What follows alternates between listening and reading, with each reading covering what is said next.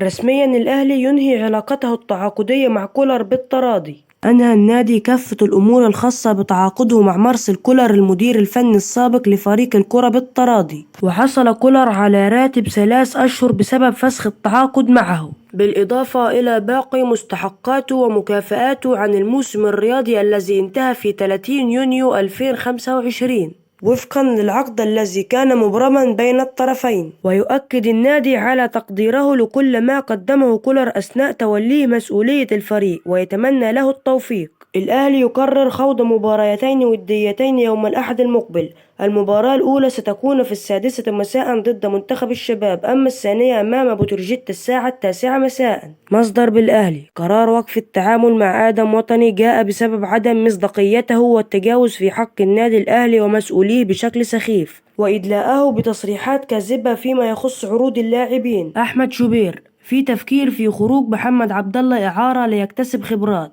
ويحصل على فرصة في المشاركة رغم حب ريبيرو له في عرضين من الدوري السعودي والفرنسي. المقابل المادي قليل جدا والأهلي مستني الأرقام تزيد شوية. أحمد شوبير: كلمت إمام عاشور والدكتور قال له قدامك من 10 أيام لأسبوعين علشان تنزل تتدرب، لكن هيبقى من غير احتكاك، يعني من وجهة نظري قدامه شهر ويرجع بشكل طبيعي. إمام قال لي أنا بعد العملية اللي قبل اللي فاتت كان بيلعب وهو بيحس بألم زي قطع كده، لكن كان بيتحامل على نفسه وبيلعب، ولما كان بيقع كان بيحس بوجع، لكن الحمد لله إن العملية المرة ديت ممتازة، وعايز يعمل استشفاء كويس جدا وما يستعجلش علشان يبقى جاهز بنسبة 100%. وكيل أحمد عبد القادر أخبرنا أنه يعمل على جلب عرض رسمي لبيع اللاعب للرحيل، وهذه هي رغبتنا أيضا، منفتحون على بيع اللاعب إلى بيراميدز إذا وصل لنا عرض رسمي، بشرط دخوله في صفقة تبادلية بضم أحد لاعبيه